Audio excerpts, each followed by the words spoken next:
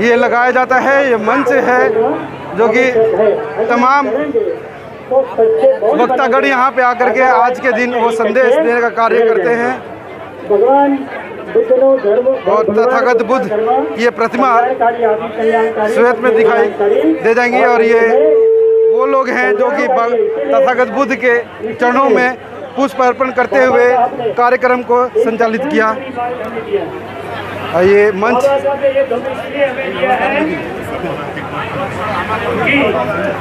भीमराव अम्बेडकर जी भी यहाँ पे आ चुके हैं।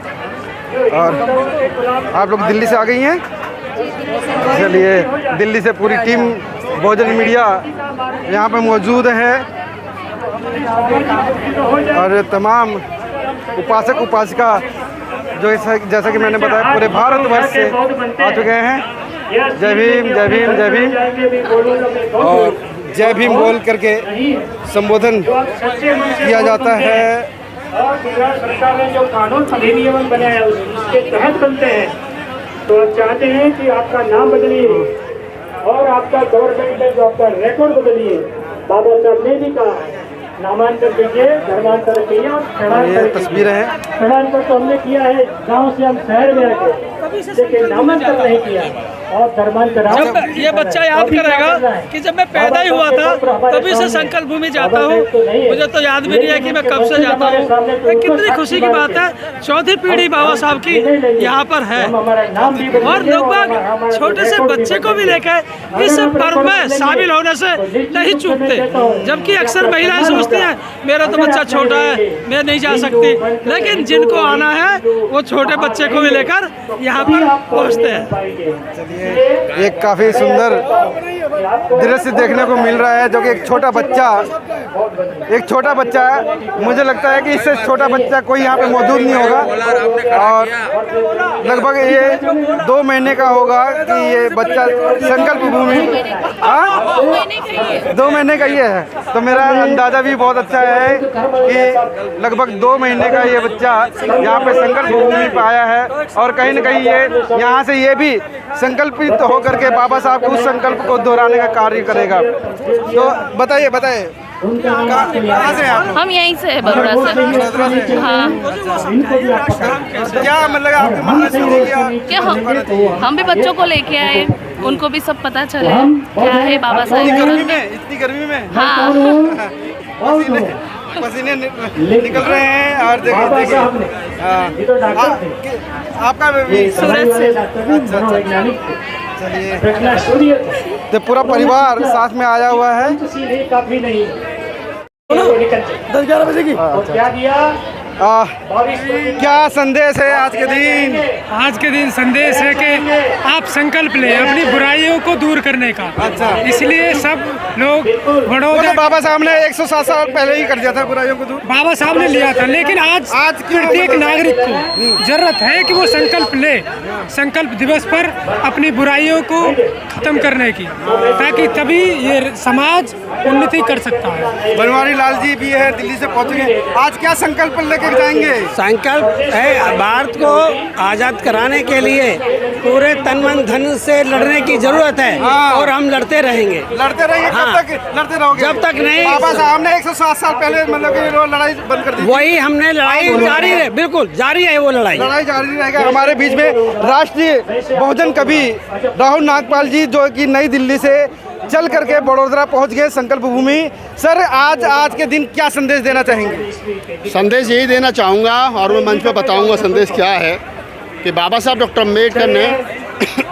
संकल्प के बाद में 23 सितंबर 1917 के संकल्प के बाद में जो हमें मिला, वो नौकरियां मिली, आरक्षण की वजह से हमें समानता का अधिकार मिला, एक शेड्यूल कास्ट में मिडिल क्लास तैयार हुआ, वो सब कुछ ख़त्म हो रहा है। तो बाबा साहब का जो संकल्प था वो ख़त्म हो रहा है, उसको बचाए रखने के लिए हमको संघर्षरत रहना चाहिए। ख़त्म हो रहा है। तो निर्देश दीदी जी भी हैं यहाँ पे मौजूद।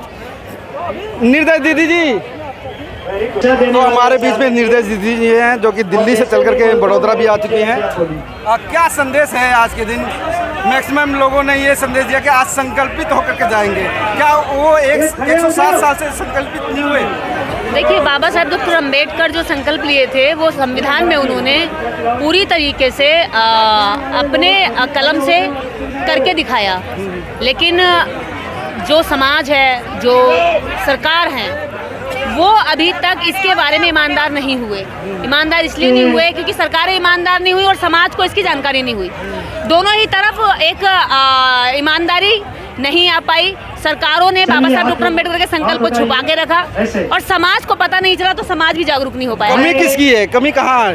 कमियां हैं सरकारों की कि सरकारों ने बाबा साहब अम्बेडकर को दबा के रखा, और दबा के रखने वाली सरकारों को अब ये जनता में से उठकर आने वाले लोग जवाब दे रहे हैं कि अगर आप नहीं भी जगाएंगे तब भी हम डॉक्टर अम्बेडकर को जानेंगे। दबा हुआ जो अम्बेडकर वाद है उसको खोदेंगे और फिर उसको जानेंगे, समझेंगे और अपने व्यवहार में भी उतारेंगे। आज देख रहे हैं ये 4-5 साल पहले स्टार्ट हुआ था, कुछ चंद लोगों ने ये मेहनत शुरू करी थी और आज उनकी मेहनत का ये परिणाम है कि इतने सारे लोग हैं। और आपको पता होगा कश्मीर से लेकर कन्याकुमारी तक के लोग यहाँ पर आए हुए हैं। पंजाब, हरियाणा, उत्तर भारत से लेकर के कश्मीर तक के लोग यहाँ हैं। तो ये 22 प्रतिज्ञाएं ली जा रही हैं, हर बार यही होता है।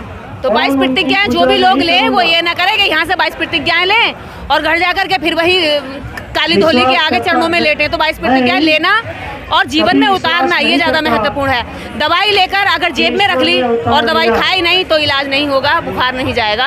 ऐसा ही बहुजन समाज कर रहा है और बहुजन समाज से मैं कहना चाहूँगी कि भैया 22 प्रतिज्ञाएं लेकर केवल जेब में रख के और बाहर जाकर फेंक देनी नहीं है, वो जीवन में उतारनी है। जैसे दवाई ला करके खाते हैं, इलाज करते हैं, ठीक होते हैं, वैसी 22 प्रतिज्ञा को जीवन में उतारेंगे, बच्चों को बताएंगे, घरों में बताएंगे, तभी इससे हमारा परिवर्तन होगा। ये समाज काफ़ी मतलब कि शराब में, मदिरा पान में डूबा हुआ है। यहाँ से 22 प्रतिज्ञाएं में वो भी मदिरा पान का सेवन नहीं करेंगे, फिर भी वो समाज इसमें बर्बाद हो रहा है। देखिए, मैं इस बहुजन समाज से सबसे बड़ी बात यही कहना चाहूँगी कि ये जो नशे में पड़ा हुआ है, ये नशा बाबा साहेब की जो 22 प्रतिज्ञाओं में नशा है और बुद्ध के जो 5 शीलों में नशे का जो शील है, अगर इसको ये समाज मान ले, आज यहाँ संकल्प भूमि से ये सबसे पहले संकल्प लेकर जाए समाज के। बाबा साहब ने तो संकल्प लिया था छुआछूत मिटाने का, वो संविधान में मिट चुका है। अभी बस केवल समाज में, वो भी समाज की वजह से, क्योंकि जिस धर्म में आप रहोगे वहाँ छुआछूत है, वहाँ आप चौथे पायदान करो और चौथे पायदान के लोगों को लातों में ही रखा जाता है, तो लातें पड़ती रहेंगी। और रही बात नशे की, तो नशेड़ा समाज, नशेड़ा परिवार, नशेड़ा मुखिया, ना तो एक मुखिया अपने परिवार को अच्छा बना सकता, ना शराबी समाज का नेतृत्वकर्ता बना सकता। इसलिए अपने समाज को नशे से मुक्त कराने के लिए सबसे पहली प्रतिज्ञा आज यहाँ पर ली जाए और ये संकल्प लेके जाया जाए कि शराब ना पिएंगे, ना समाज को पीने देंगे। क्योंकि एक नशे में पड़ा हुआ व्यक्ति ही बाकी सारे शीलों को तोड़ता है। वो चोरी भी करता है, वो झूठ भी बोलता है, किसी की बहन बेटी पर नजर भी डालता है, उसके बाद वो कानून को भी धज्जियां उड़ाता है और धर्म की भी उड़ाता है। तो इसलिए नशे से दूर रहें, और ये नशा ही हमारे समाज को सबसे ज़्यादा बदनाम और गरीबी की ओर ले जा रहा है। चलिए, हमारे बीच में अपेक्षा रंगारे जी, जो कि अपेक्षा रंगारे के बारे में मैं बता देना चाहता हूँ। ये वो जो कि प्रोफेसर डॉक्टर रितु के धरना प्रदर्शन में पूरे दिन उनके साथ में रही, जितने दिन का था वो धरना प्रदर्शन। क्या संदेश है आज के दिन?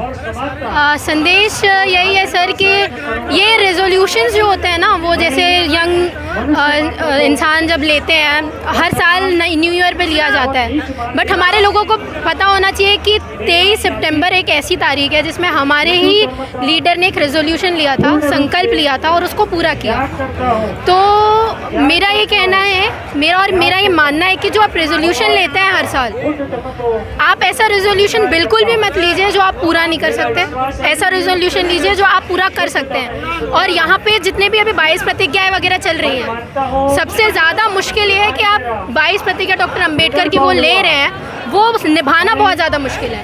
अम्बेडकर वादी होना बहुत ज़्यादा मुश्किल है, बुद्धिज़्म होना बहुत ज़्यादा ईजी है, क्योंकि वो मिडिल पाथ बताता है। अम्बेडकर वाद एक ऐसी चीज़, उसके शुरुआत के स्लोगन में ये है, शुरुआत की प्रतिज्ञा ये है कि मैं राम कृष्ण किसी को नहीं मानने वाला। और हमारे यहाँ के लोग घर में राम कृष्ण के में पूजा करते हैं और यहाँ आके फिर ये 22 प्रतिज्ञा लेते हैं। तो ये चीज़ें नहीं करनी चाहिए। हमारे बीच में एक ऐसी बहुजन कवित्री आ चुकी हैं, वंदना सिद्धार्थ जी, जिनके गाने को इतनी पॉपुलैरिटी मिली है, कई मिलियन में इनका गाना मतलब कि पहुंचा है।